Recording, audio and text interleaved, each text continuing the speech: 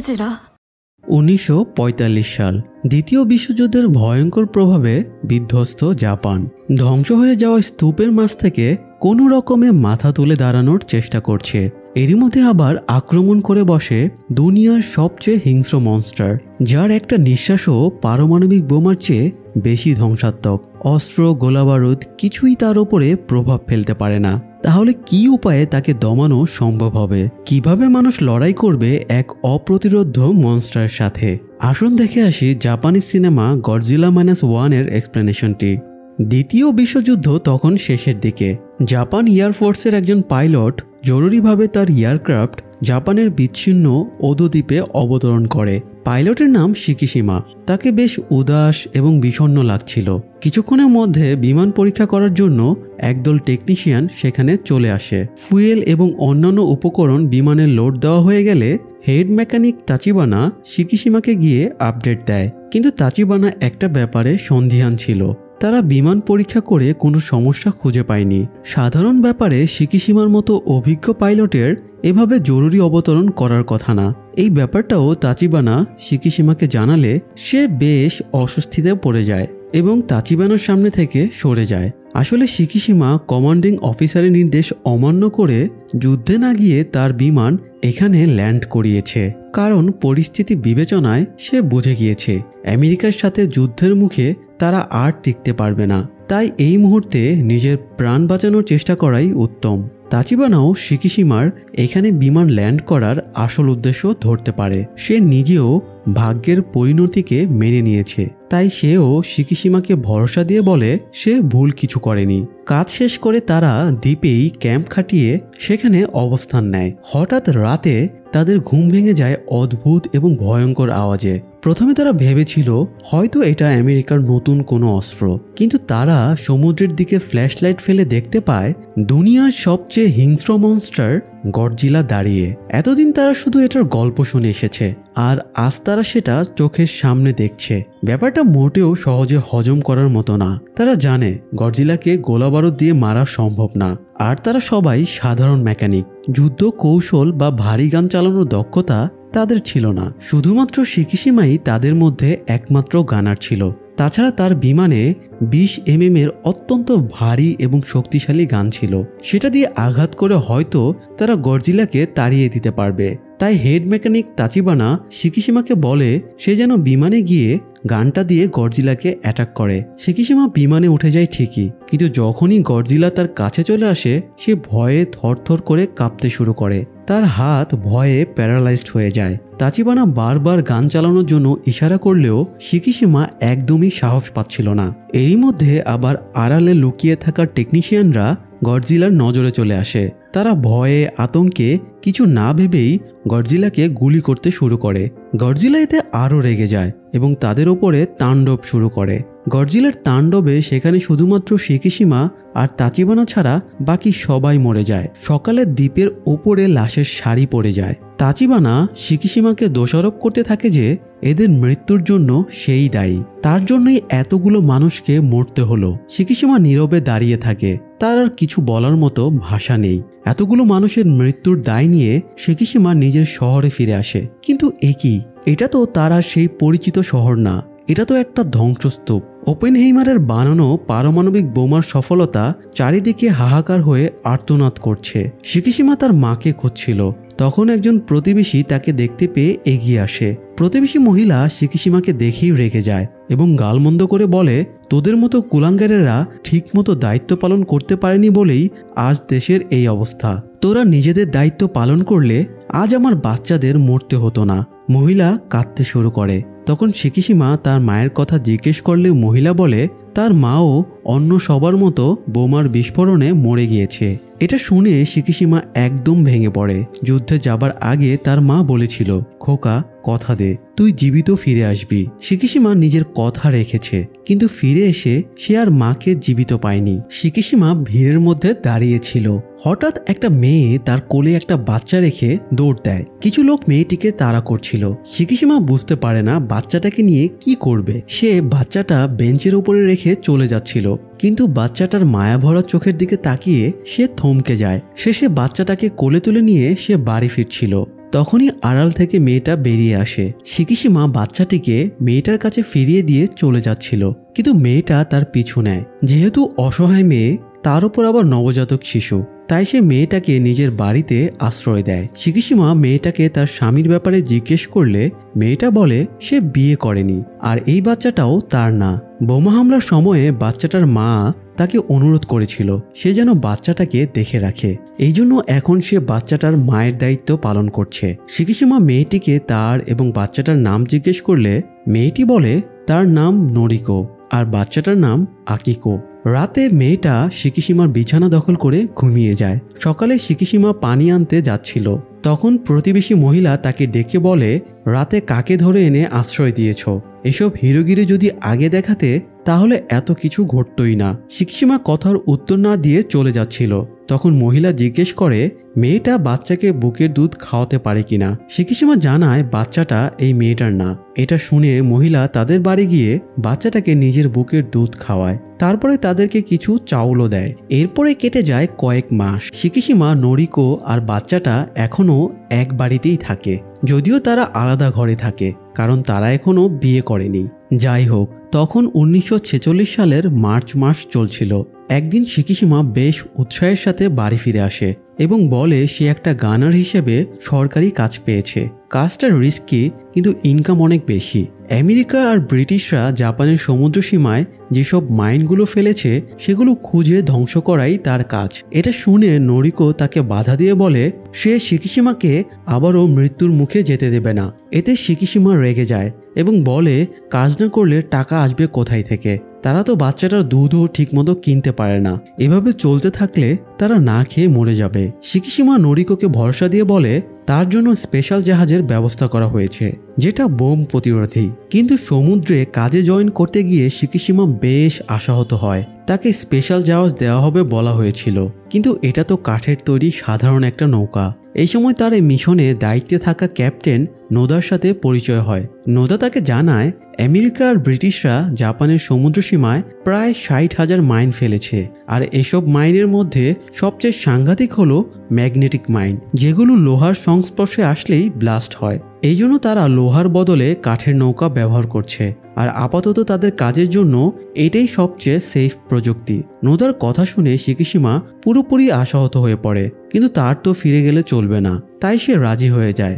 নোদা তাকে নৌকার বাকি দুজন ক্যাপ্টেন আকিতোসু আর মিজুশিমার সাথেও পরিচয় করিয়ে দেয়। প্রথম দিন তারা মিশনে বের হয়। প্রথমে তারা মাইনগুলো সমুদ্রের ওপরে ভাসিয়ে তোলে, তারপরে সেগুলো নৌকার ওপর থেকে গুলি করে বিস্ফোরিত করে, আর এভাবেই মাইনগুলো খুঁজে ধ্বংস করা হয়। প্রথম দিনই শিকিশিমা সফলভাবেই তার কাজ সম্পন্ন করে। সবাই তার কাজে খুশি হয়। কাজ শেষ করে শিকিশিমা বাড়ি ফিরে ঘুমানোর চেষ্টা করে, কিন্তু কয়েক মাস আগে গডজিলার সেই তাণ্ডবের স্মৃতি তাকে ঘুমাতে দেয় না, বারবার তার স্বপ্নে এসে আতঙ্কিত করে দেয়।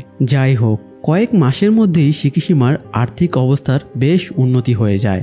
যেহেতু সে বেশ মোটা অঙ্কের বেতন পেত, তাই সংসারে সুখ সমৃদ্ধি দুটোই চলে আসে।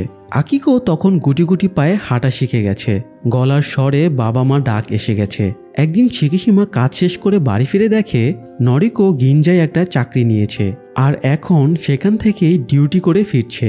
এটা শুনে শিকিশিমা বেশ বিরক্ত হয় আর বলে আমি কি তোমাকে হাত খরচ কম দেই? তাহলে তোমার চাকরিটা করার কি প্রয়োজন? নরিকো বলে এবার আমার নিজের পায়ে দাঁড়ানো উচিত, তোমারও বিয়ে শাদী করতে হবে, আমার সাথে থাকলে তো তোমার বিয়েই হবে না। শিকিশিমা চাইছিল না নরিকো চাকরি করুক, তাই সে আকিকোর কথা বলে যে দুজন বাইরে থাকলে তাকে কে সামলাবে। তখন নরিকো বলে ডিউটির সময়টুকু প্রতিবেশী সুমিকো আকিকোকে সামলাবে। তখন আর নরিকোকে থামানোর মতো আর কোনো অজুহাত শিকিশিমা পায় না, তাই সে চুপ করে যায়। এদিকে গডজিলার তাণ্ডবে বিশ্বজুড়ে অ্যালার্ট জারি হয়ে গিয়েছে।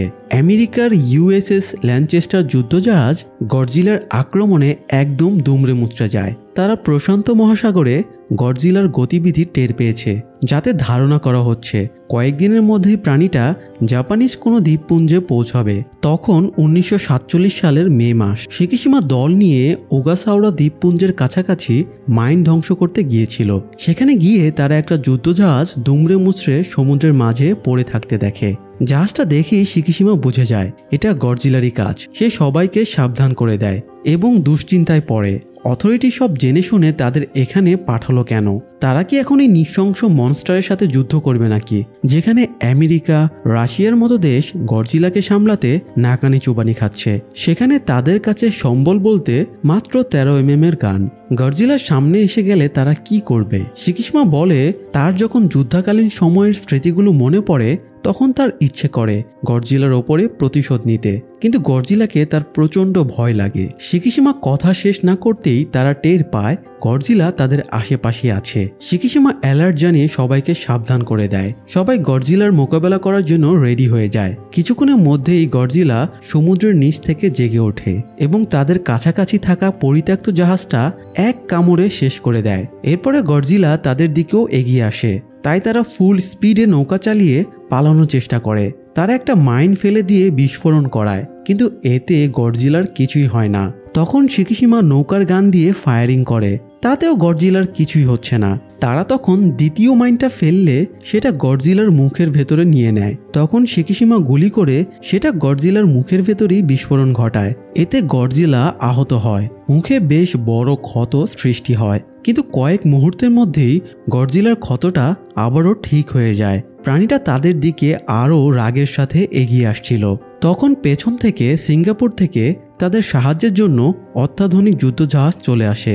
জাহাজ থেকে গডজিলার ওপরে অনর্গল বোমা বর্ষণ করা হয়, কিন্তু গডজিলা না পালিয়ে বরং সেই জাহাজের দিকে এগিয়ে যায় আর পানির নিচ থেকে অ্যাটমিক ব্রেথের মাধ্যমে এক মুহূর্তে জাহাজটা ধ্বংস করে ফেলে। তারপর সে সমুদ্রের নিচে গায়েব হয়ে যায়। শিকিশিমা গান ফায়ারিংয়ের সময়ে একটু আহত হয়েছিল, তাই তাকে হাসপাতালে ভর্তি করা হয়। জ্ঞান ফিরতেই সে অস্থির হয়ে ওঠে এবং জিজ্ঞেস করে মনস্টারটা এখন কোথায়। সঙ্গীরা জানায় সেটা গায়েব হয়ে গেছে। এটা শুনে শিকিশিমা আরও অস্থির হয়ে পড়ে এবং বলে প্রাণীটা নিশ্চয়ই এখন টোকিওর দিকে এগিয়ে যাচ্ছে।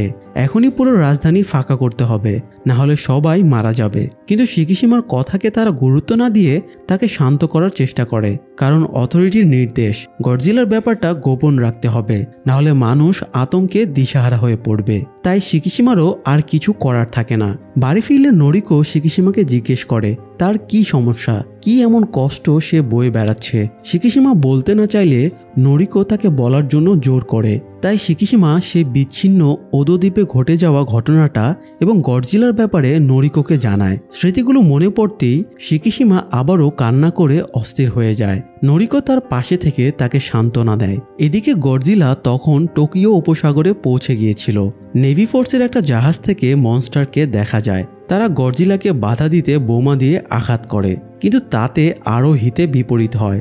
গডজিলা টোকিওর গিঞ্জা শহরে ঢুকে পড়ে আর ঢুকেই সে তাণ্ডব শুরু করে। চোখের সামনে এত বড় মনস্টার দেখে সবাই দিশেহারা হয়ে পড়ে। বাড়িতে বসে রেডিওতে নিউজটা শুনেই শিকিশিমা টেনশনে পড়ে যায়, কারণ এই সময় নরিকো ডিউটি দিতে গিঞ্জাতে গিয়েছিল। নরিকো ট্রেনের মধ্যে থেকে ভয়ঙ্কর প্রাণীটা দেখতে পায় আর ভাবে এটাই তাহলে শিকিশিমার বর্ণনা করা সেই প্রাণীটা। কয়েক মুহূর্ত পরেই গডজিলা নরিকোর ট্রেনটাকে কামড়ে ধরে এবং ভেঙে চুরে ফেলে দেয়। নরিকো অনেকক্ষণ নিজের ব্যালেন্স ঠিক রাখার চেষ্টা করে এবং একসময় নদীর মাঝে ঝাঁপিয়ে পড়ে। এতে সে বেঁচে যায়। নরিকো পানি থেকে উঠে রাস্তায় আসতেই দেখে গডজিলা তার দিকেই এগিয়ে আসছে আর পালাতে থাকা মানুষগুলোকে পায়ের নিচে পিষে মারছে। এই দৃশ্য দেখে নরিকো থ মেরে যায়। সে আর পালাতে পারছিল না। তখনই তাকে বাঁচাতে শিকিশিমা সেখানে চলে আসে আর তাকে নিয়ে দৌড়াতে থাকে। একটু পরেই সেনাবাহিনী কামান নিয়ে এসে গডজিলাকে ফায়ার করতে থাকে, কিন্তু এতে গডজিলার কিছুই হয় না, বরং এটা আরও রেগে যায় এবং এটার শরীরের ক্রিস্টালগুলো বেরিয়ে আসে। আর তখনই এটা অ্যাটমিক ব্রেথ ছড়িয়ে দেয় পুরো শহরে। মুহূর্তে অ্যাটমিক বিস্ফোরণে তছনছ হয়ে যায় পুরো শহর। বিস্ফোরণের ফোর্স শিকিশিমা আর নরিকোর দিকেও এগিয়ে আসছিল, তাই শিকিশিমাকে বাঁচাতে নরিকো তাকে ধাক্কা মেরে দেয়ালের আড়ালে ফেলে দেয় আর নিজে ফোর্সের মধ্যে পড়ে হারিয়ে যায়। কিছুক্ষণ পরে সব শান্ত হলে শিকিশিমা বাইরে তাকিয়ে দেখে চারিদিকে শুধু ধ্বংসস্তূপ এবং ধ্বংসস্তূপের মাঝে মাথা তুলে গর্বিত ভঙ্গিতে দাঁড়িয়ে থাকা গডজিলা ছাড়া আর কিচ্ছু অবশিষ্ট নেই। হতাশা, ফ্রাস্ট্রেশনে শিকিশিমা চিৎকার করতে শুরু করে। এই ঘটনায় গিঞ্জা শহরের প্রায় 30,000 মানুষ মারা যায় আর 20,000 বাড়ি এবং ভবন ধ্বংস হয়, যা কোনো যুদ্ধের চেয়েও ধ্বংসাত্মক। নরিকোকে হারিয়ে শিকিশিমা একদম ভেঙে পড়ে। তাকে সান্ত্বনা দিতে ক্যাপ্টেন নোদা, আকিৎসু, মিজুশিমা যায়। পাশের প্রতিবেশী সুমিকো বরাবরের মতো গিয়ে আকিকোকে সামলে নেয়। ক্যাপ্টেন নোদা শিকিশিমাকে জানায় গডজিলার মোকাবেলা করার জন্য অথরিটি আজকে সাধারণ পাবলিকদের নিয়ে একটা মিটিং ডেকেছে। শিকিশিমাও যেন সেখানে যায়। শহরের বেঁচে থাকা সব মানুষদের নিয়ে মিটিং শুরু হয়। সেনা ক্যাপ্টেন হট্টা এসে জানায় তাদের কাছে এমন কোনো সরঞ্জাম নেই যেটা দিয়ে তারা গডজিলাকে প্রতিহত করতে পারে, তাই সবার সম্মিলিত প্রচেষ্টা এখন ভরসা। এরপরে ক্যাপ্টেন নোদা স্টেজে এসে গডজিলাকে প্রতিহত করার জন্য তার প্ল্যানের কথা সবাইকে জানায়। সে একটা মডেল তৈরি করে এনে সবাইকে বোঝায় তারা গডজিলাকে প্রতিহত করতে ফ্রেয়ন গ্যাস ব্যবহার করবে। ফ্রেয়ন গ্যাস সমুদ্রের লবণাক্ত পানিতে বুদবুদের সৃষ্টি করে, ফলে প্রচুর চাপ তৈরি হয়, যার কারণে যে কোনো জিনিস তলানিতে চলে যায়। এই ব্যাপারটা মাথায় রেখে তারা গডজিলার জন্য একটা ফাঁদ বানাবে, আর ফাঁদের জন্য জাপানের সাগামি খাতকে ব্যবহার করবে, কারণ আশেপাশের খাতগুলোর চেয়ে এটি সবচেয়ে বেশি গভীর। যাই হোক, সাগামি খাতের কাছে গিয়ে দুটো জাহাজ গডজিলাকে ঘিরে তার দিয়ে পেঁচিয়ে দেবে, আর এই তারগুলোর সাথে অনেকগুলো ফ্রেয়ন গ্যাসের সিলিন্ডার বাঁধা থাকবে। সিলিন্ডার গডজিলার শরীরে বাঁধতেই এর মুখগুলো খুলে দেওয়া হবে। এতে গডজিলার প্রচণ্ড চাপে প্রায় 1500 মিটার নিচে নেমে যাবে। তারা সমুদ্রের শক্তি দিয়েই গডজিলাকে প্রতিহত করবে। নোদার প্ল্যান শুনে অনেকেই সন্দেহ প্রকাশ করে, গডজিলা সমুদ্রের প্রাণী হয়ে এতটুকু চাপ কেন সহ্য করতে পারবে না। তখন নোদা বলে ফ্রেয়ন গ্যাসের কারণে 25 সেকেন্ডে প্রতি বর্গমিটারে 1500 টন চাপ বাড়বে, যা সমুদ্রের কোনো প্রাণীর পক্ষেই সহ্য করা সহজ না। তবুও যদি কোনোভাবে গডজিলা এই চাপ সহ্য করে নেয়, তবুও তাদের কাছে বিকল্প প্ল্যান আছে। সে একটা টয় বেলুন দেখায় যেটা নিচে বসানো থাকবে। গডজিলা তলদেশে পৌঁছানোর পরে তারা এটা দ্রুত উপরের দিকে তুলবে। এতে গডজিলা চাপ সহ্য করতে পারলেও প্লবতার কারণে গুরুতর ডিকম্প্রেশন সিকনেসে আক্রান্ত হবে, আর এভাবেই তারা গডজিলাকে প্রতিহত করবে। নোদার প্ল্যানে দম থাকলেও প্র্যাকটিক্যালি এটা কার্যকর হবে কিনা এই ব্যাপারে সবার মনেই সন্দেহ থেকে যায়। তাই অনেকেই নিজেদের প্রাণের ঝুঁকি নিতে চায় না বলে মিটিং থেকে বেরিয়ে যায়, যদিও বেশিরভাগই নিজের জীবনকে অবজ্ঞা করে থেকে যায় গডজিলার ওপরে প্রতিশোধ নেবে বলে। অবশেষে চূড়ান্ত সিদ্ধান্ত নিয়ে সেদিনের মতো মিটিং শেষ হয়। মিটিং শেষ করে শিকিশিমা, নোদা আর বাকি দুজন সঙ্গী মিলে ড্রিঙ্ক করতে বসে। ক্যাপ্টেন আকিৎসু নোদাকে জিজ্ঞেস করে সে কিভাবে শিওর হচ্ছে যে গডজিলা নিজে থেকে এসে তার বানানো ফাঁদে পা দেবে। নোদা জানায় তারা সাগামি খাতে রেকর্ডারে গডজিলার রেকর্ড বাজাবে। এতে গডজিলা ভাববে তার এরিয়াতে তারই কোনো প্রতিদ্বন্দ্বী এসেছে, তাই সে তাকে আক্রমণ করতে ফাঁদে চলে আসবে। কিন্তু এর পরেও নদীর প্ল্যানে তারা তেমন ভরসা পাচ্ছিল না। তখন শিকিশিমা নদীকে জিজ্ঞেস করে সে তার জন্য একটা যুদ্ধ বিমানের ব্যবস্থা করতে পারবে কিনা। শিকিশিমা বিমান থেকে গুলি চালিয়ে গডজিলাকে রাগিয়ে সাগামি খাতের দিকে নিয়ে আসবে। যদিও গডজিলা বেশি রেগে গেলে অ্যাটমিক ব্রেথ দিয়ে এক মুহূর্তে শিকিশিমাকে বিমানসহ ধ্বংস করে দিতে পারে, কিন্তু তবুও শিকিশিমা এই রিস্কটা নিতে চায়, কারণ গডজিলার সাথে সে এবার শেষ বোঝাপড়াটা করতে চায়। পরের দিন নোদা শিকিশিমাকে একটা বিমান ঘাঁটিতে নিয়ে যায়, যেখানে বিশ্বযুদ্ধের শেষের দিকে একটা যুদ্ধবিমান তৈরি করে রাখা হয়েছিল। এই বিমানটার নাম শিনডেন।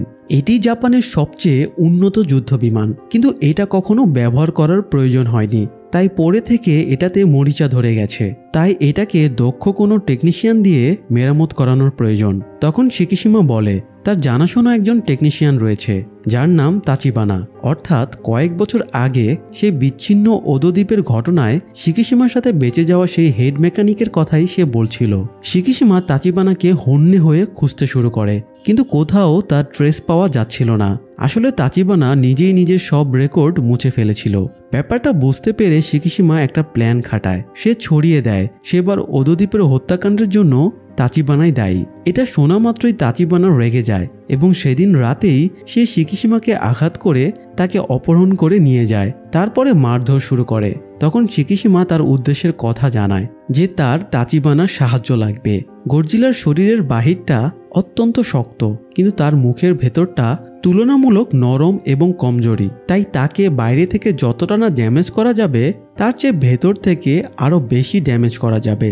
এই জন্য শিকিশিমা বোমা বারুদ ভর্তি যুদ্ধবিমান নিয়ে গডজিলার মুখের ভেতরে ঢুকে যাবে আর সাংঘাতিক বিস্ফোরণ ঘটিয়ে প্রাণীটাকে মেরে ফেলবে। আর এই কাজে শুধুমাত্র তাচিবানাই তাকে সাহায্য করতে পারবে। শিকিশিমার প্ল্যান শুনে অবশেষে তাচিবানা তাকে সাহায্য করতে রাজি হয়ে যায়। পরের দিন তাচিবানা বিমান ঘাঁটিতে পৌঁছায় এবং বিমানটা মেরামতের কাজে লেগে পড়ে। কয়েকদিনের মধ্যে বিমান প্রস্তুত হয়ে যায়। ক্যাপ্টেন নদীও সবাইকে নিয়ে তার প্ল্যান গোছাতে শুরু করে। ম্যাপ অ্যানালাইসিস করে দেখে গডজিলা ঘণ্টাখানেক আগে হাচিজো দ্বীপের আশেপাশে ছিল। সেখান থেকে সাগামি দ্বীপে এটার পৌঁছাতে কাল 11টা বাজবে, তাই তাদের 8টার ভেতরে সব প্রস্তুতি সেরে রাখতে হবে। মিটিং শেষ করে যে যার বাড়ি চলে যায়। শিকিশিমা বাড়ি ফিরে প্রতিবেশী সুমিকোর কাছ থেকে আকিকোকে নিয়ে আসে। সে শেষবারের মতো আকিকোর সাথে সময় কাটায়। আকিকো একটা ড্রয়িং এঁকে তাকে দেয়, যেটাতে শিকিশিমা আর নরিকো আকিকোর দুপাশে ছিল। শিকিশিমা আকিকোকে জড়িয়ে ধরে। সকালে আকিকো ঘুম থেকে ওঠার আগেই সে কিছু টাকা আর চিরকুট রেখে বেরিয়ে যায়। সে জানে না আর কখনো সে ফিরবে কিনা। আকিকো ঘুম থেকে উঠে টাকা এবং চিরকুটটা সুমিকোর কাছে নিয়ে যায়। সুমিকো চিরকুট পরে বুঝতে পারে শিকিশিমা এগুলো তার জন্যই রেখে গিয়েছে, যাতে যদি সে ফিরে না আসে তাহলে সুমিকো যেন আকিকোর দায়িত্ব সামলায়। পরের দিন সবাই জাহাজ এবং সরঞ্জাম নিয়ে উপসাগরে গিয়ে পৌঁছায়। এদিকে শিকিশিমাও অনেক শক্তিশালী বোমা এবং অস্ত্রসহ বিমানে উঠে পড়ে, শুধু অপেক্ষা করতে থাকে সঠিক মুহূর্তের। তাচিবানা বুঝিয়ে দেয় গডজিলার মুখে আক্রমণের সময়ে তাকে কি করতে হবে। অন্যদিকে গডজিলাও উপসাগরে পৌঁছে যায় এবং যথারীতি তাণ্ডব শুরু করে। শিকিশিমা নরিকোর ফটোটা সামনে রেখে বিমান উড়িয়ে দেয়। এই যুদ্ধে নরিকোই তার সবচেয়ে বড় অনুপ্রেরণা। শিকিশিমা জাহাজে অবস্থানরত সবাইকে ঘোষণা দেয় সে গডজিলাকে সাগামি খাতের দিকে নিয়ে যাচ্ছে, তাই সবাই যেন সেই অনুযায়ী প্রস্তুতি নেয়। গডজিলা ততক্ষণে উপকূলীয় বসতিতে ঢুকে পড়েছিল। শিকিশিমা গডজিলাকে ফায়ার করে তার নজর নিজের দিকে ঘুরিয়ে নেয়। গডজিলা তাকে ধাওয়া করলে সে গডজিলাকে সাগামি খাতের দিকে নিয়ে যায়। তখনই জাহাজগুলো ছেড়ে দেওয়া হয়। জাহাজগুলো দেখে গডজিলা আরও রেগে যায় এবং তার অ্যাটমিক ব্রেথ ছেড়ে দেয়। যদিও এবারের মতো তারা সবাই বেঁচে যায়, তেমন ক্ষতি হয় না। গডজিলা একবার অ্যাটমিক ব্রেথ ছাড়ার পরে দ্বিতীয়বার অ্যাটমিক পাওয়ার বুস্ট করতে সময় লাগে, তাই এই সুযোগে তারা জাহাজ দিয়ে গডজিলাকে ঘিরে ফেলে। তারা তার দিয়ে এটার শরীরে ফ্রেয়ন গ্যাসের সিলিন্ডার আটকে দেয়। ততক্ষণে গডজিলা আবারও অ্যাটমিক পাওয়ার গেইন করে দ্বিতীয়বার অ্যাটমিক ব্রেথ নিতে যাচ্ছিল। তখনই তারা সিলিন্ডারগুলোর মুখ খুলে দেয়। প্রচণ্ড চাপে গডজিলা এক টানে 1500 মিটারের বেশি নিচে তলিয়ে যায়, কিন্তু এতেও তাকে দমানো যায় না। তাই তারা বিকল্প পদ্ধতি ব্যবহার করে, টয় ব্যাগটা খুলে দেয়। টয় ব্যাগের কারণে গডজিলা উপরের দিকে উঠতে থাকে, কিন্তু 800 মিটারের কাছাকাছি গিয়ে গডজিলার শক্তির কাছে এটা থমকে যায়। ক্যাপ্টেন দুটো জাহাজকেই দুদিক থেকে দড়ি টানার নির্দেশ দেয়, কিন্তু এতে ক্রেনই ভেঙে পড়ে। তারা ভাবে হয়তো তাদের প্ল্যান ব্যর্থ হলো। তখনই মিজুশিমা অনেকগুলো জাহাজ সহ সাহায্য নিয়ে সেখানে হাজির হয়। তারা সবগুলো জাহাজে দড়ি বেঁধে গডজিলাকে উপরে টেনে তোলে। তখন গডজিলা আবারও অ্যাটমিক পাওয়ার বুস্ট করতে শুরু করে। গডজিলা তাদের এতটাই কাছে ছিল যে সবাই ধরে নিয়েছিল এবার সব শেষ। গডজিলা অ্যাটমিক ব্রেথ নেওয়ার জন্য যখনই মুখ খুলে তখনই শিকিশিমা তার বিমানটা গডজিলার মুখের ভেতরে ঢুকিয়ে দেয় আর নিজে একদম লাস্ট মুহূর্তে প্যারাশুট নিয়ে বেরিয়ে পড়ে। শিকিশিমা যাতে সার্ভাইভ করতে পারে তাচিবানা সেভাবেই বিমানের মডিউল সেট আপ করে রেখেছিল। গডজিলার মুখের ভেতরটা এমনিও তুলনামূলকভাবে সেন্সিটিভ ছিল, তার উপর আবার অনেকগুলো শক্তিশালী বোমার বিস্ফোরণে মনস্টারটা ভালো রকমই আহত হয় আর অনেকটা নিথর হয়েই ডুবে যেতে থাকে সমুদ্রের তলদেশে। অনেক ত্যাগ আর প্রচেষ্টার পরে পৃথিবীর সবচেয়ে ভয়ঙ্কর মনস্টারটাকে বধ করতে পারায় সবাই শিকিশিমাকে স্যালুট জানিয়ে সম্মান প্রদর্শন করে। অবশেষে গডজিলাকে বধ করে বীর দর্পে পুরো টিম নিয়ে বন্দরে পৌঁছায়। সবাই তাদের অভিবাদন জানায়। শিকিশিমা ভিড়ের মধ্যে দেখতে পায় সুমিকো আকিকোকে কোলে নিয়ে দৌড়ে আসছে। সুমিকো শিকিশিমাকে একটা টেলিগ্রাম দেয়, যেটা আজ সকালেই তার কাছে এসেছে। টেলিগ্রামটা পড়েই শিকিশিমা আকিকোকে কোলে নিয়ে একটা হাসপাতালে ছুটে যায়। হাসপাতালে গিয়ে দেখতে পায় নরিকো এখনো বেঁচে আছে। নরিকো হাত ভেঙে এক চোখ হারিয়ে হাসপাতালের বেডে শুয়ে আছে। শিকিশিমাকে দেখা মাত্রই নরিকো জিজ্ঞেস করে, তোমার যুদ্ধ কি শেষ হয়েছে? শিকিশিমা তার কাছে ছুটে গিয়ে কাঁদতে কাঁদতে মাথা নাড়িয়ে জানায় তার যুদ্ধ শেষ হয়েছে। তারপরে নরিকোর কুলে মাথা রেখে নতুন এক ভবিষ্যতের স্বপ্নে বিভোর হয়ে ওঠে। এই সুন্দর ভবিষ্যৎকে সাক্ষী রেখে গল্পটি এখানেই শেষ হয়। দর্শক, মনস্টার ভার্স নিয়ে করা স্টোরি বাজার এটি প্রথম এক্সপ্লেনেশনটি আপনাদের কেমন লেগেছে জানিয়ে দিতে পারেন আমাদের কমেন্ট বক্সে। এই ধরনের গল্প আপনাদের ভালো লাগলে আমরা আবারও এরকম আয়োজন নিয়ে আসার চেষ্টা করব। তাই নতুন আয়োজনের সঙ্গী হতে নিজেদের মতামত জানিয়ে চ্যানেলটি সাবস্ক্রাইব করে রাখুন। ধন্যবাদ।